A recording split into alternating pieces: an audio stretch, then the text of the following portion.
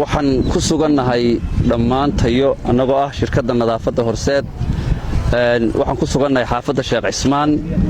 oo ay maanta ka bilaabantay ololihii ay noo asteeyeen maamulka gobolka iyo ka degmadu si magaalada looga nadiifiyo runtii wixii xashiish iyo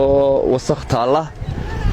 baaqi ajiibkoodii baa kulley bulshada iyo shirkaduhuba ku hawlgaleen aad iyo aad baan iyagana ugu mahad celinaynaa maamulka gobolka iyo ka degmadaba marka xigta waxaan kaloon u mahad celinaynaa ka shirkad ahaan shirkadaha magaalada ka shaqaynaya iyo iskuullada wasaaradaha dhammaan waaxaha nagala hawlgalay aad iyo aad baan u mahadsantihiin waana wax loo baahnaayo marley toole maalinta gaadhiga loo leeyahayna ha iska saaro oo taasina waxay keenaysaa inay waddooyinkii iyo meelihii kale babligiina ay qurux badnaadaanoo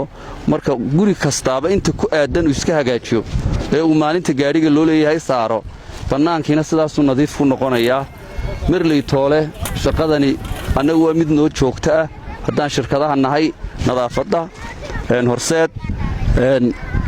bulshadana caawisay iyo bulshada ka shaqaynaysana waxaa la doonayaa nin walba inta kaga aadan inuu hawshiisa qabsado oo xaafaduhuna intaan farayna ay qabto saaro in waxa bannaanka u soo baxana la hagaajo intaa xaafadaha diidan in xashiishka ay gawaarida iyo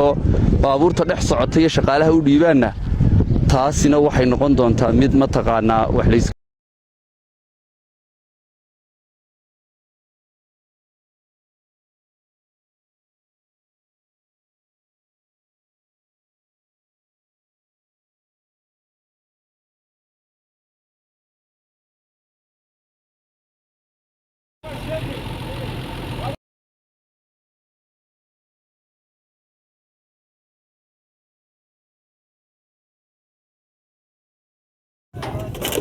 Bak, gaari mi var abi?